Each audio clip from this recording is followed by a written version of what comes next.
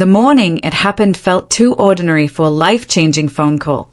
I was editing photos in my downtown Seattle studio, the kind of quiet Sunday routine that usually keeps me grounded.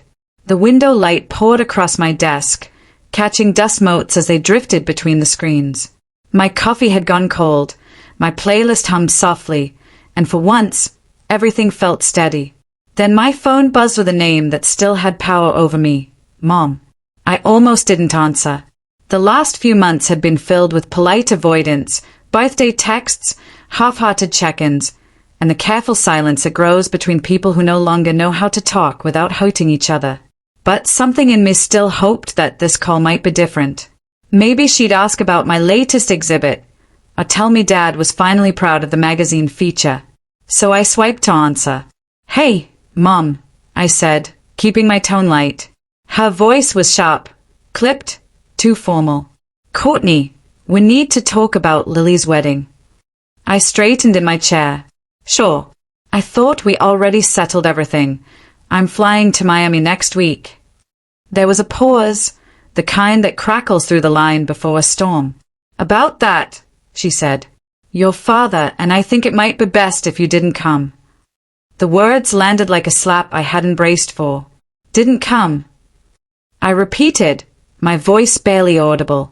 "Mom, what are you talking about?" "It's just, Lily's been anxious," she continued. "You know how she gets. And after that post you made, well, she's worried the attention might shift away from her." "The post?" I blinked. "You mean the engagement shoot I did for clients? That wasn't even about her." "I'm not saying you meant anything by it," she said quickly, "but people talk. Your work is everywhere lately. The magazines, the interviews. Lily feels like she can't compete." For a second, I thought she was joking. I even laughed, short and disbelieving. "So, because I've worked hard for years and people finally notice, you uninviting me?" "Courtney, please don't make this harder than it is," she replied. "You know how your sister is about her big moments. We just want peace. Maybe it's better if you sit this one out." My throat tightened, words catching before they could form. I'd imagined many scenarios for family disappointment, another argument, a passive-aggressive remark, but never this. "I'm her sister," I whispered. "You're really telling me I can't come to her wedding?" "I'm telling you," Mum said, her tone cooling, "that it might be kinder to give her the space she needs. It's only one weekend. You can celebrate later, privately." Something inside me went very still. Years of small slights, the forgotten invitations, the subtle comparisons, the way my achievements were always measured against Lily's charm, suddenly rearranged themselves into a single, brutal truth. This wasn't about peace. It was about control. About keeping me in a box labeled less than. "Does Dad agree with this?" I asked finally, a sigh. "He thinks it's for the best." Of course he did. Dad always sided with appearances, the easier narrative. "Fine," I said, forcing the word out like a stone. "If that's what you want." "Courtney, don't be dramatic." But I'd already hung up. For a long time, I just sat there, staring at the photos glowing on my screen, couples laughing under golden sunsets, brides twirling in light. The irony cut deep. I had spent my career capturing other people's happiness, crafting stories of love and belonging. Yet my own family had written me out of theirs. By the time Ethan came home, the studio lights had dimmed, and I was still sitting in the same spot, surrounded by the silence left after betrayal. "You look like you just lost a war," he said gently, setting down a bag of takeout. I didn't look up. "My parents uninvited me from Lily's wedding." He froze. "Wait, what? Why?" "Because my sister's jealous," I said, trying to keep my voice steady. "Because my photography got featured in a magazine before her wedding photos did. Because my family would rather protect her ego than support my success." Ethan sat beside me, quiet for a long moment. "That's insane," he said finally. I shrugged. "No, it's predictable." I'd learned early that love in my family came with conditions. Be polite. Be supportive. Be smaller. He studied me. What do you want to do? I met his gaze. Nothing. There's nothing to do. But even as I said it, something rebellious flickered beneath the numbness. The same stubborn spark that pushed me through nights of editing when clients doubted my vision. The same defiance that made me believe I could turn art into a career when my parents called it a hobby. I didn't want revenge. I wanted freedom from the narrative they kept writing for me. That night, sleep didn't come. I lay awake replaying the conversation, the clipped tone, the unspoken accusation. You're too much. You take up too much space. By dawn, exhaustion gave way to clarity. If they didn't want me at their version of perfection, I'd create my own. Not out of spite, but truth. When Ethan stayed beside me, I whispered, "What if we just left?" He opened one eye. "Left where?" "Anywhere. Somewhere beautiful. Somewhere that's ours." He smiled sleepily. "You mean run away?" "Not run," I said. "Redefine." By breakfast, the plan had begun to form. I had enough savings from my last campaign shoot. A client turned friend, Giovanni, owned a villa on the Amalfi Coast he sometimes rented to film crews. The light there was legendary, soft, golden, forgiving. The kind of place photographers dream of. I could already see it. A ceremony under olive trees, the sea glittering behind us, a small circle of people who truly saw us. A celebration not of what my family demanded but of what I'd built. Ethan, ever the steady anchor, studied my expression and nodded. "You're serious?" "Completely." He reached across the table, covering my hand with his.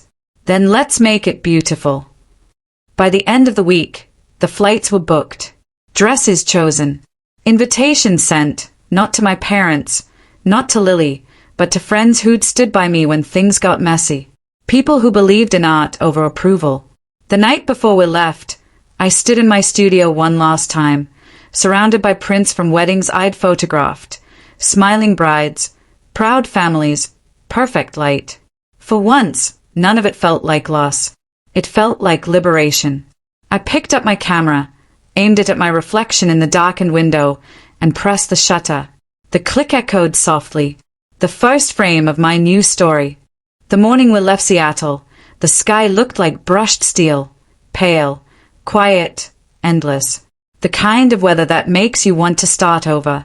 Ethan loaded the last of our bags into the trunk while I took one last look at the apartment. My studio lights were off, my desk cleared, my cameras packed carefully in their cases. Every trace of the old me, every bruise from family expectations, was staying behind. As the city disappeared in the rearview mirror, I felt the weight of years slide off my shoulders. No more walking on eggshells to make other people comfortable. No more pretending that being left out didn't hurt. I was done being the background to someone else's story. The airport was its usual chaos, voices, rolling suitcases, and the low hum of departures. But beneath all of it, I felt something close to peace. We checked in, past security, and found ourselves sitting by the large windows overlooking the runway. Ethan squeezed my hand, grinning. "So, Mrs. Almost Photographer Runaway," he said. "Still sure about this?" I laughed softly. "You make it sound like a crime." He shrugged. "You're defying family tradition. That's basically felony level in your house." "Then let me be guilty," I said, leaning my head against his shoulder. When our flight was called, the moment hit me all over again, the finality of it. The gate number gleamed on the board, Flight 423 to Naples. Beyond it lay the coast, the villa, the ceremony we'd planned in whispers over late-night coffee.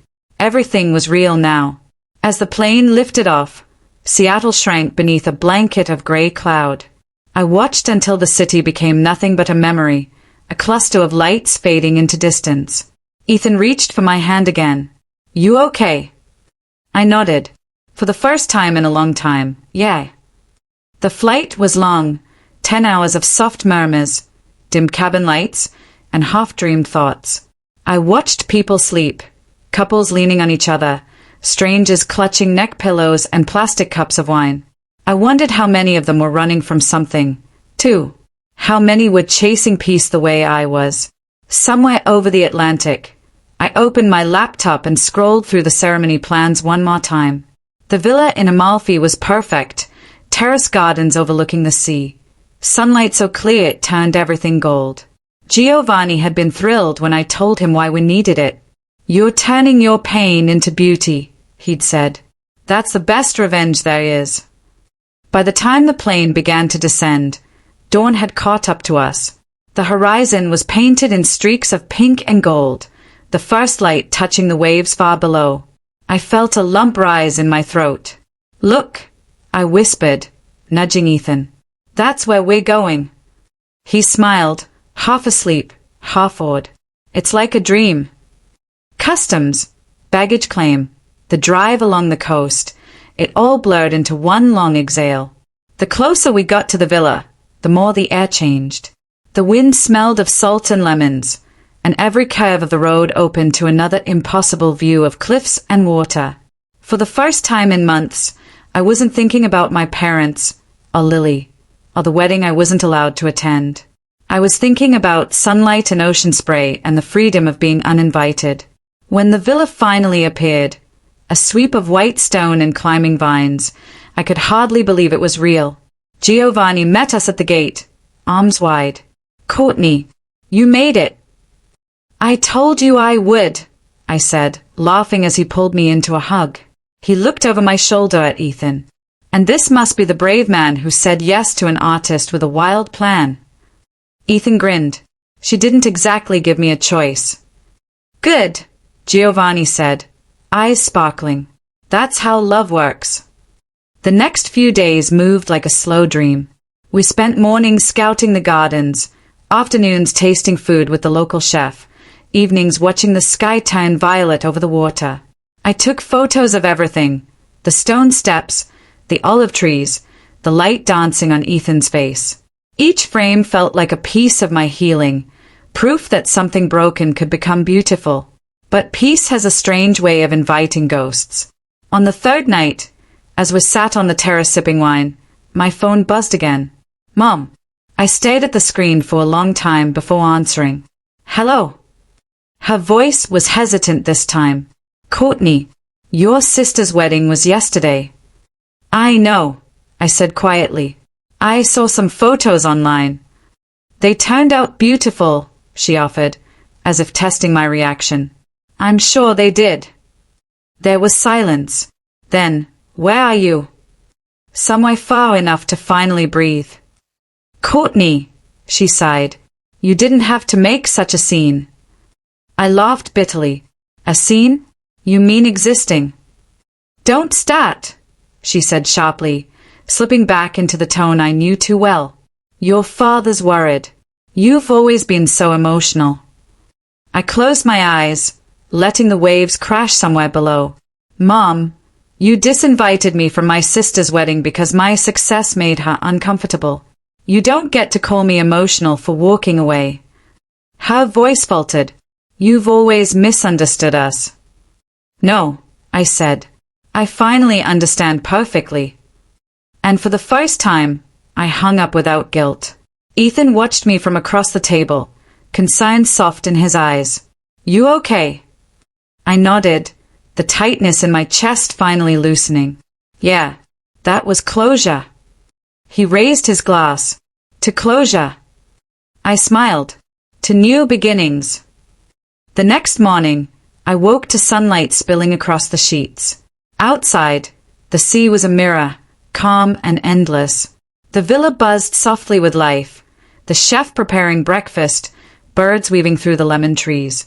It felt like the world was conspiring to remind me that joy still existed, that it had always been waiting for me once I stopped begging for permission to feel it.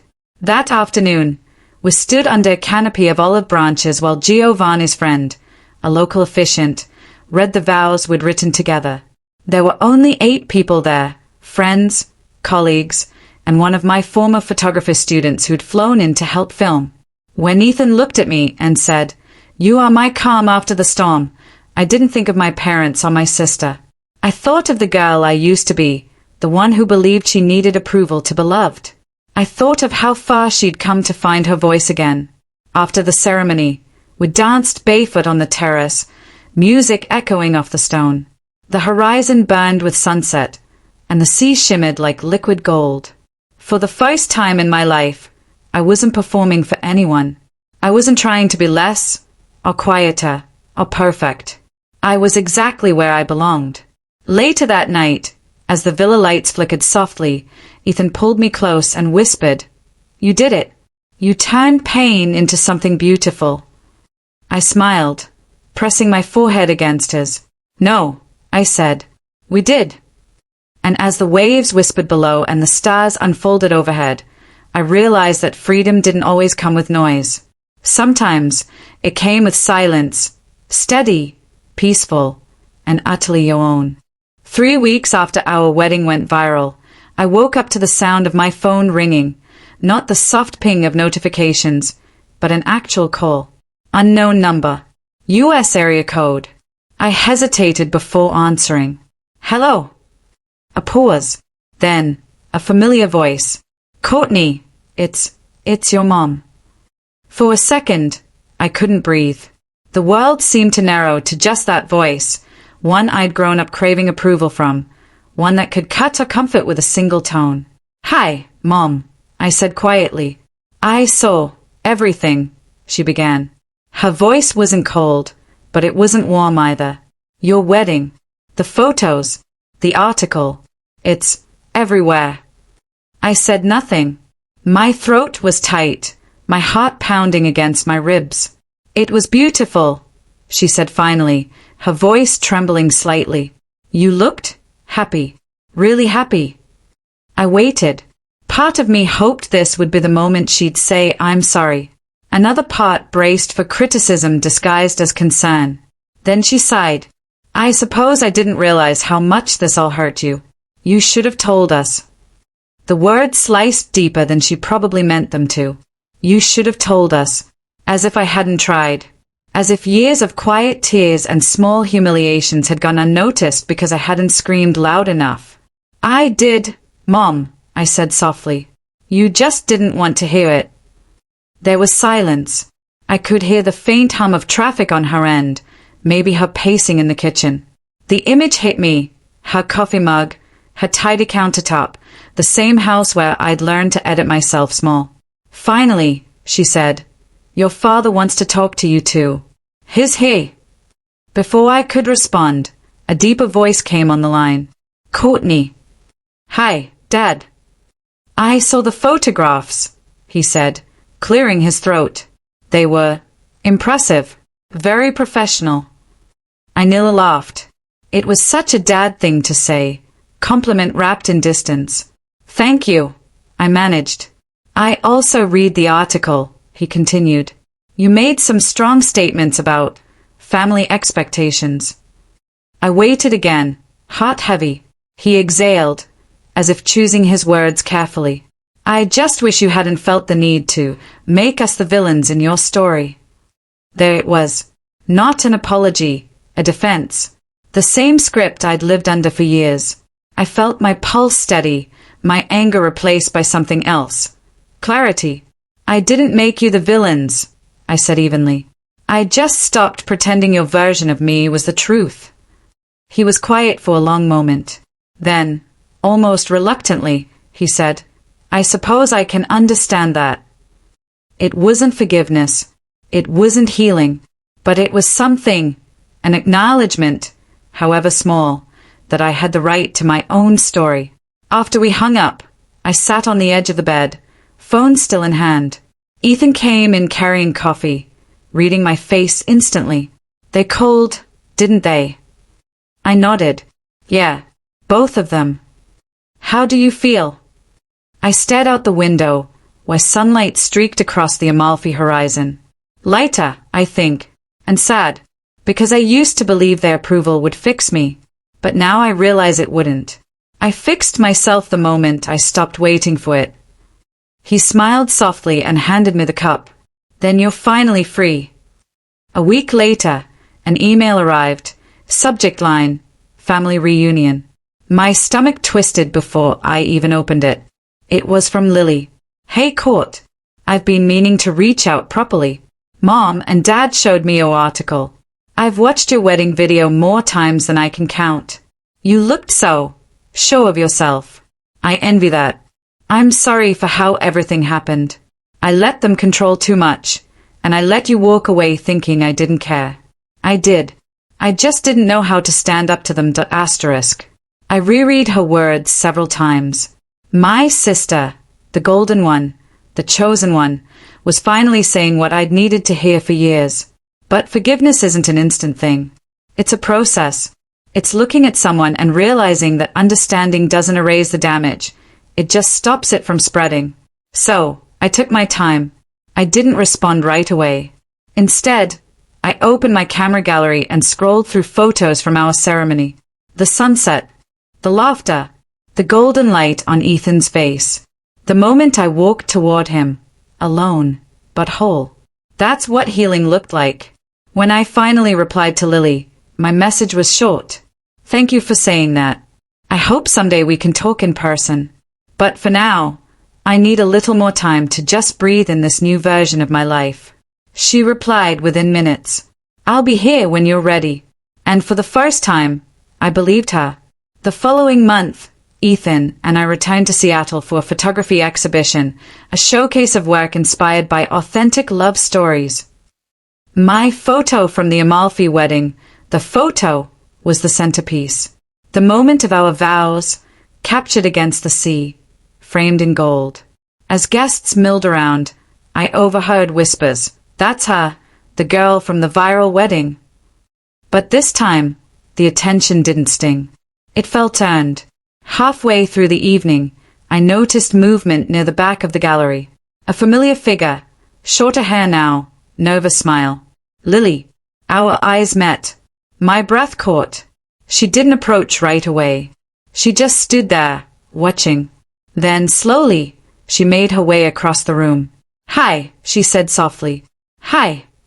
For a second, we both laughed, awkwardly, almost shyly. Then she looked at the photograph behind me.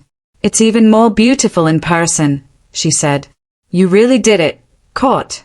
You made something that feels real. I swallowed hard. That's all I ever wanted. She nodded, eyes glossy. I know. And I think maybe I'm finally starting to get it. We stood there quietly, side by side, as strangers passed around us. No dramatic reconciliation, no grand apologies, just a fragile thread of understanding, newly formed. When she finally hugged me goodbye, it wasn't out of guilt or pity. It was something gentler, respect. Later that night, Ethan and I walked along the waterfront, city lights reflecting in the water. How was that? He asked. Strangely peaceful, I said. Like closing a chapter without slamming the book shut. He smiled. You've rewritten your story, Courtney, and they are just now realizing they are no longer the authors. I looked up at the stars over the Seattle skyline and let the truth of that sink in. I wasn't the forgotten sister anymore. I wasn't the family disappointment. I was the woman who turned pain into art, and art into freedom. 6 months after the Amalfi Coast wedding, I woke up to sunlight streaming across my studio floor. The same light I'd once chased through camera lenses now filled my workspace, steady, golden, unowned. My calendar was full, interviews, exhibition openings, brand collaborations. But amid the chaos, one idea kept tugging at me, quiet yet insistent. Ethan found me that morning sitting cross-legged on the floor, surrounded by printed photos. Planning your next project already, he teased. Maybe, I said, but this one isn't for me.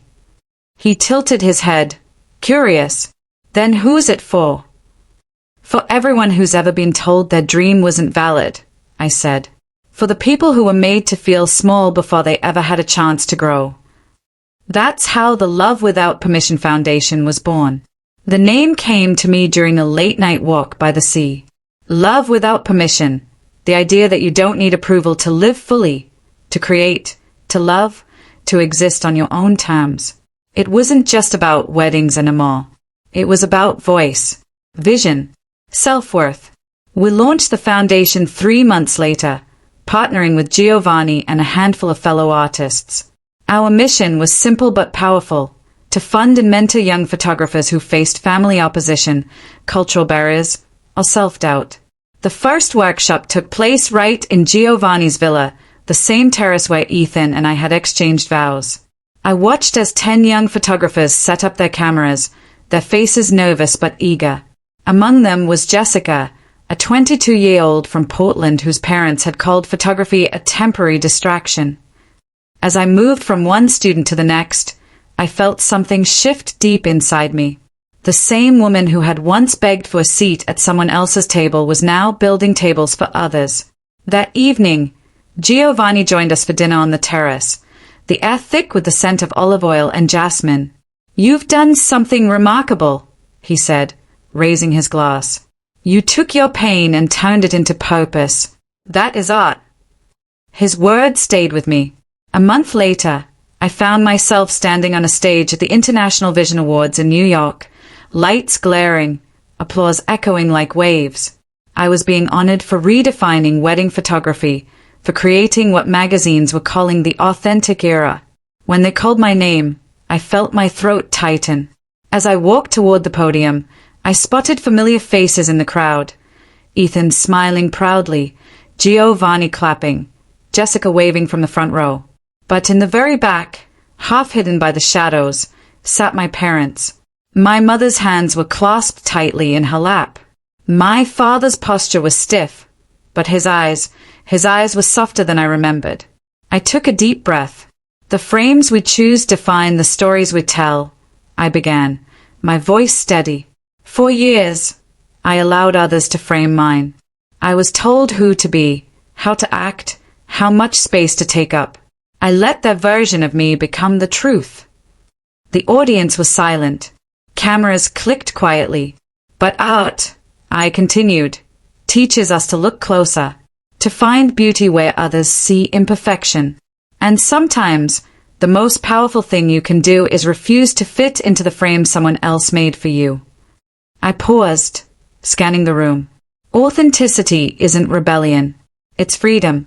And when we give ourselves permission to stand tall, we give others permission to do the same.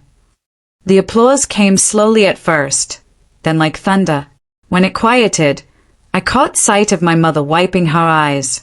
After the ceremony, as people gathered around for photos, my parents approached. My father extended his hand. "Congratulations," he said, voice thick. You were incredible up there." My mother nodded. "You made us proud," she whispered. For the first time, I didn't question if she meant it. I just accepted it, not because I needed it, but because it no longer defined me. Back home in Seattle, Ethan and I transformed our studio into the Foundation's headquarters. Each week, we reviewed applications, artists from all over the world sharing their stories of being dismissed, silenced, or underestimated. One night, as I was reading through a submission from a girl in Turkey who'd been banned from studying photography by her family, I felt tears sting my eyes. Her words were familiar, raw with longing and quiet defiance. Ethan walked in, setting down 2 mugs of tea. "Another story." "Yeah," I said softly, "and it's like reading my own journal from 5 years ago." He sat beside me. "That's why you're doing this, Court. Because you remember exactly what it felt like to be unseen." I nodded. "And because I know what it feels like to finally be seen, not for what you were told to be, but for who you are." By summer, the Foundation's social media was thriving. The hashtag #LoveWithoutPermission had become a movement. People shared stories of defying expectations, artists, dancers, writers, even engineers, all finding courage through authenticity. Then one day, I received an email from Lily. "Hey Court, Mom told me about your foundation. I think it's incredible. I've been volunteering at a women's mentorship group in Miami, helping girls find their voice in business. I think I finally understand what you were trying to do all along." Attached was a photo, her standing with a group of young women, smiling brightly. For the first time, I didn't see the sister who had overshadowed me. I saw someone learning, just like I had. I forwarded the email to Ethan with a small smile. He texted back, "Looks like the ripple effect just hit the shore." Months later, I returned to the Amalfi Coast. Giovanni met me at the dock with his usual grin, his camera slung over his shoulder. "You brought light back here once," he said. "Now you bring it for others." We walked up to the terrace together, now adorned with photos from the foundation students, their work raw, emotional, breathtaking. Each image told a story of someone reclaiming their own frame. As the sun began to set, casting that familiar golden light over the sea, I realized the circle had closed. What began as pain had become art. What began as isolation had become community. I turned to Giovanni. "You know, when I first came here, I thought I was escaping my family." He smiled knowingly. "No, my dear, you were finding it." I stood at the edge of the terrace, watching the horizon melt into gold. Somewhere far away, my family, the one I was born into and the one I'd built, existed together in peace for the first time. Ethan joined me, wrapping his arms around my shoulders. "Do you ever think about how different things could have been?" he asked. "Sometimes," I admitted, "but then I remember, if they had invited me, I might never have found myself." He kissed my temple. "And you might never have changed so many lives." I smiled, closing my eyes as the waves murmured below. The wind carried the scent of jasmine through the air, just like the day I said I do. "This," I whispered, "was always the real wedding, not just to you, but to the life I chose."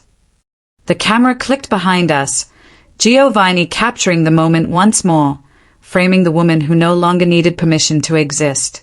And somewhere inside that photograph, in the golden light of a second chance, I finally saw her clearly. Courtney, artist, sister, mentor, creator. Not the girl left out, but the woman who built a new frame and invited the world in.